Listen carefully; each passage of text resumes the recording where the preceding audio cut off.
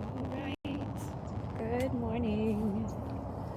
We are here to read the final chapter of A Scandal in Bohemia within the adventures of Sherlock Holmes. So, without further ado, let's find out what happens in chapter 3. I slept at Baker Street that night, and we were engaged upon our toast and coffee when the King of Bohemia rushed into the room. "You've really got it," he cried, grasping Sherlock Holmes by either shoulder and looking eagerly into his face. "Not yet. But you have hopes?" "I have hopes." "Then, come, I am all impatience to be gone. We must have a cab." "No, my brougham is waiting." "Then that will simplify matters." We descended and started off once more for Irene Lodge. "Irene Adler is married," remarked Holmes. "Married? When?" "Yesterday." "But to whom?" "To an English lawyer named Norton." "But she could not love him." "I am in hopes that she does." "And why in hopes?" "Because it would spare your Majesty all fear of future annoyance if the lady loves her husband. She does not love your Majesty. If she does not love your Majesty, there is no reason why she should interfere with your Majesty's plan." "It is true, and yet, well, I wish she had been one of my own station. What a queen she would have made." He relapsed into a moody silence, which was not broken until we drew up in Serpentine Avenue. The door of Irene Lodge was open, and an elderly woman stood upon the steps. She watched us with a sardonic eye as we stepped from the brougham. "Mr. Sherlock Holmes, I believe," she said. "I am Mr. Holmes," answered my companion, looking at her with a questioning and rather startled gaze. "Indeed, my mistress told me that you were likely to call. She left this morning with her husband by the 5:15 train from Charing Cross for the Continent." "What?" Sherlock Holmes staggered back, white with chagrin and surprise. "Do you mean that she's left England?" "Never to return." "And the papers?" asked the king hoarsely. "All is lost." "We shall see." He pushed past the servant and rushed into the drawing room, followed by the king and myself. The furniture was scattered about in every direction, with dismantled shelves and open drawers, as if the lady had hurriedly ransacked them before her flight. Holmes rushed at the pull bell, tore back a small sliding shutter, and plunging his hand, pulled out a photograph and a letter. The photograph was of Irene Adler herself in evening dress. The latter was subscribed to Sherlock Holmes, Esquire, to be left till called for. My friend tore it open, and we all three read it together. It was dated at midnight of the preceding night, and ran this way. "My dear Mr. Sherlock Holmes, you did it very well. You took me in completely. Until after the fire alarm, I had not a suspicion. But then, when I found how I betrayed myself, I began to think. I had been warned against you months ago. I'd been told that if the king employed an agent, it would be certainly you, and your address had been given to me.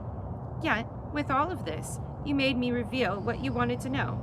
Even after I became suspicious, I found it hard to think of such an evil, dear, kind old clergyman. But you know, I've been trained as an actress myself. Male costume is nothing new to me. I often take advantage of the freedom which it gives.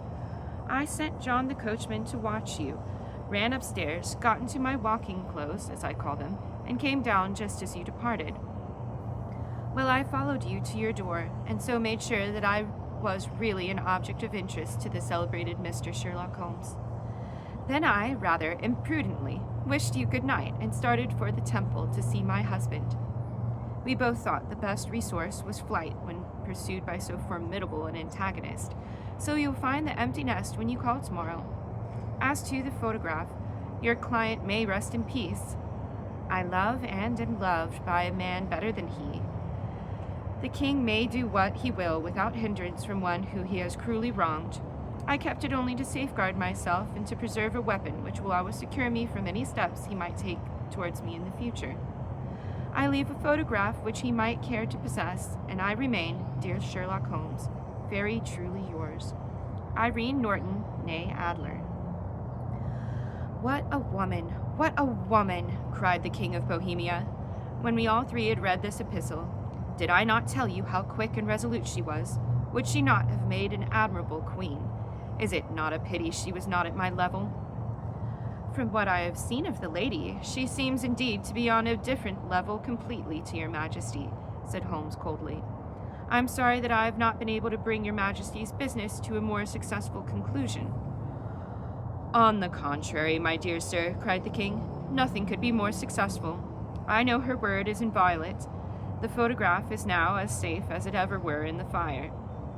I'm glad to hear your majesty say so.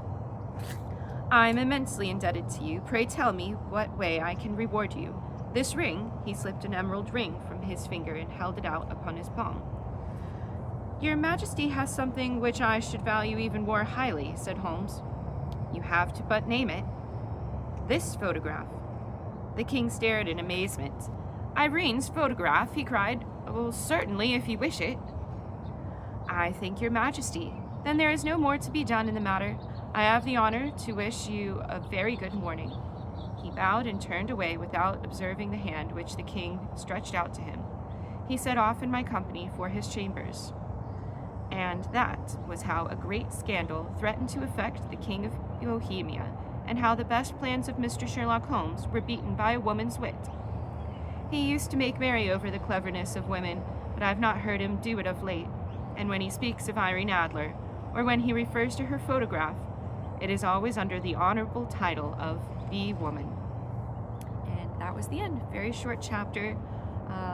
Next, we're going to be reading A Case of Identity. It's a bit of a smaller story. I'll split it up into two. But that closes out Scandal in Bohemia. I hope you enjoyed it. Definitely go to the playlist and watch chapters 1 and 2 if you missed those. And if you don't mind, subscribe to the channel. We're going to be reading more classics. If you have any suggestions for books to read after the adventures of Sherlock Holmes, please pick something that was first copywritten earlier than 1929, but I'm happy to read most anything. So thank you for joining us today, and I hope you have a beautiful day.